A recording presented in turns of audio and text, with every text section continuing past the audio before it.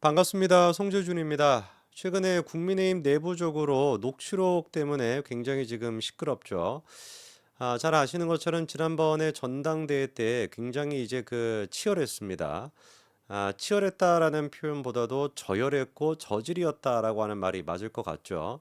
아마 시청하시는 분들 가운데 특히나 이제 원희룡 전 장관의 모습을 보면서 야, 내가 알던 원희룡이 아닌데 어쩌다가 저렇게까지 됐지라고 생각하시는 분들이 많으셨을 것 같고요. 그리고 이제 친윤계 쪽에서 너무나도 대놓고 노골적으로 한동훈 이제 대표에 대해서 공격을 했던 그런 어떤 정치 공작들을 생각해 본다면은 지금까지도 진짜 치가 떨리는 그런 분들이 계실 것 같습니다. 그런데 이번에 진짜 좀 안타깝고 정말 이게 국민의힘 내부적으로 이런 일이 있을 수가 있는가 싶을 정도로 충격적인 또 폭로가 나와가지고 참 저도 이거를 다루면서도 가슴이 깝깝한데요. 일단 한동훈 대표가 1일에 다음과 같은 이제 얘기를 했습니다. 현재 정부의 투자금융기관 감사인 사람이 지난 전당대회 당시 좌파 유튜버와 직접 통화하면서 저를 어떻게든 공격하라고 사주했다고 한다라고 하는 믿기 힘든 진짜 충격적인 얘기를 이번에 한동훈 대표가 했습니다. 여기서 지금 얘기하고 있는 정부 투자금융기관 감사인 사람, 이 사람은 이제 김대남 전 대통령실 선임 행정관으로 지금 지목이 되고 있고요. 좌파 유튜버 같은 경우는 서울의 소리로 지목이 되고 있습니다. 김대남 전 행정관 같은 경우는 실제로 현재 서울 보증보험의 상근 감사위원직을 맡고 있거든요. 그리고 이제 이 부분이 김대남과 서울의 소리를 뜻한다라고 하는 게 서울의 소리 방송을 통해서도 우리가 확인할 수가 있었습니다. 서울의 소리가 이번에 실제로 서울의 소리의 이명수라고 하는 사람 기억나시죠? 지난번에 이제 대선 기간 때 김건희 여사랑 통화를 한 거, 이게 이제 또 유출이 돼가지고 시끄럽지 않았습니까? 저는 그래서 이게 좀 납득이 잘 안 되는 게요. 대통령실 선임 행정관이었다라고 하는 사람이 어떻게 서울의 소리랑 이렇게 뭐 11개월에 걸쳐 가지고 전화를 했다라는 거 이거 자체가 제가 도저히 납득이 되지 않습니다. 도대체 뭐 하는 정신머리인지를 모르겠어요.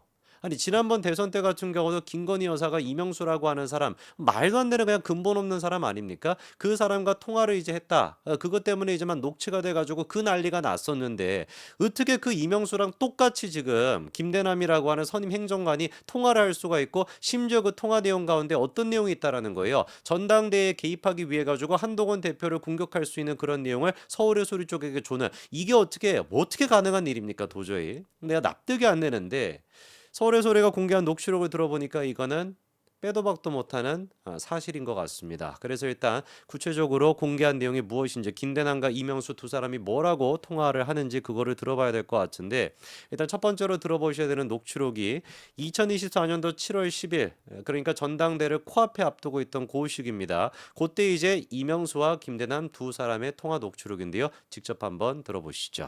네, 선배님. 그래. 예, 형님.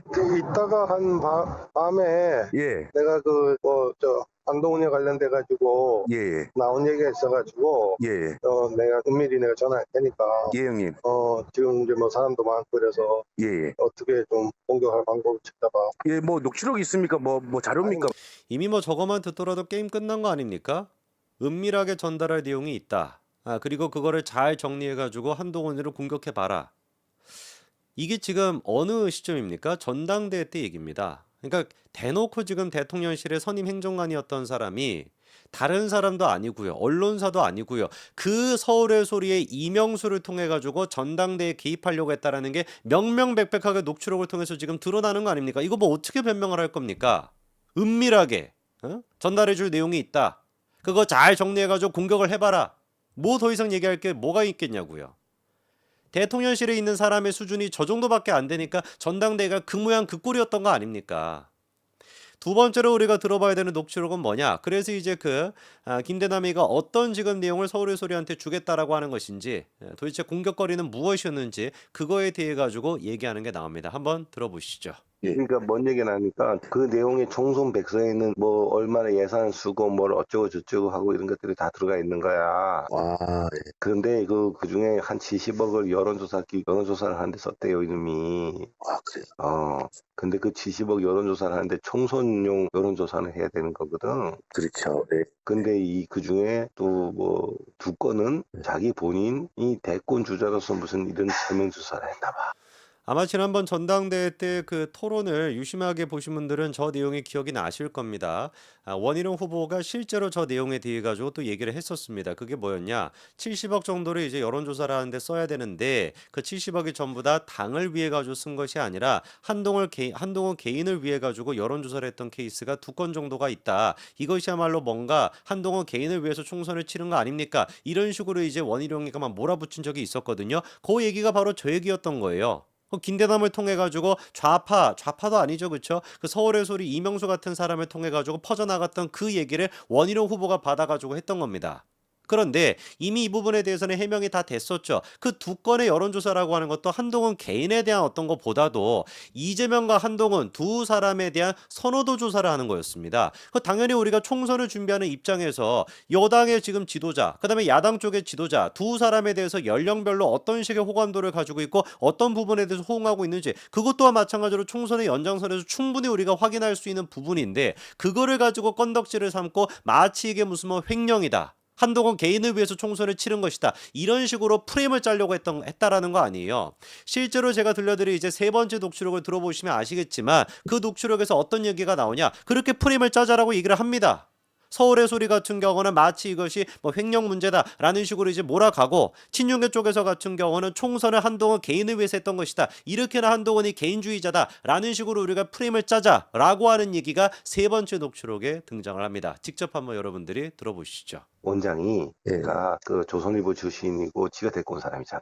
예, 그렇죠. 그래가지고 그 여론조사 데이터가 나온 거를 이제 그걸 이제 말하자면 그 조선일보 데스크하고 같이 해가지고 그 지들만 그걸 이제 공유를 하려 했던 거지. 근데 이게 총선 백서를 만드니까 그게 이제 이렇게 써야 되잖아. 밝혀져야 되잖아. 그렇죠, 그렇죠. 그러니까 이제 그게 이제 사실은 기업으로 따지면 자기를 해서 횡령이죠, 횡령. 그러니까 뭐 그렇게 되면 이제 뭐 대통령 되려고 뭐 어쩌고 점수부터 뭐 거기서 대회 때부터 이제 수작 부렸다. 뭐 이렇게 만연해 해주면 되고 이쪽에서는 거꾸로 당대표는 당대표로서의 역할을 해야 되는데 이게 무슨 대선 주자 벌써부터 그렇게 하면 이 사심을 가득 차고 있는 인간이다. 뭐지 우리는 참 정말 기가 막힐 노릇입니다. 저런 내용을 갖다가 전당대회 때 서울의 소리 이명수랑 짜고서 실제로 이제 전당대회 때 저런 식의 프레임을 썼죠, 그렇죠?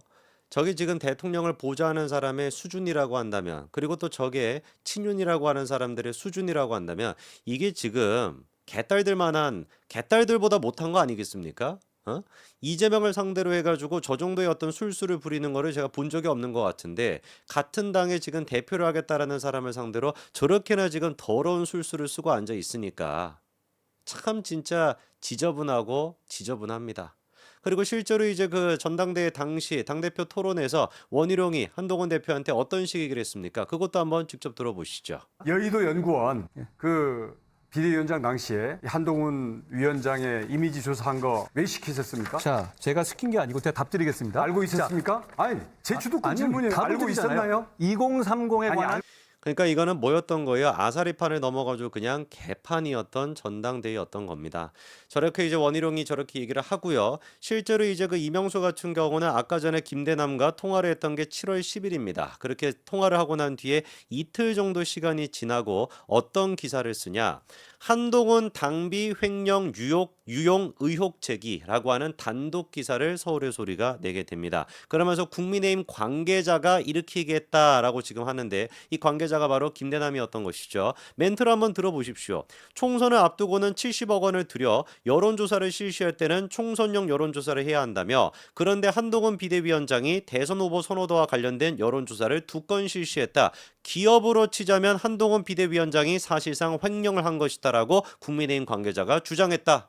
그리고 또 홍영림 여의도 연구원장은 한동훈이 데리고 온 사람이다. 자기들끼리만 여론조사 데이터를 공유하려 했던 것으로 보인다. 이 같은 내용이 총선 백서에 담길 것이고 백서가 나오게 되면 모든 사실이 공개가 될 것이다. 딱 정확하게 아까 전에 있었던 뭡니까? 녹취록의 내용 그대로 아닙니까?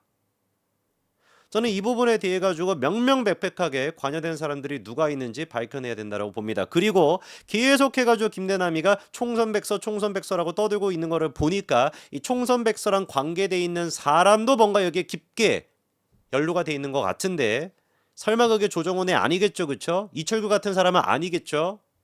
모릅니다만 명명백백하게 이 부분에 대해 가지고 파헤쳐야 된다라고 봅니다. 이거는 분명하게 전당대회에 불법적으로 개입한 거밖에 안 됩니다. 여기까지 말씀드리겠습니다. 감사합니다.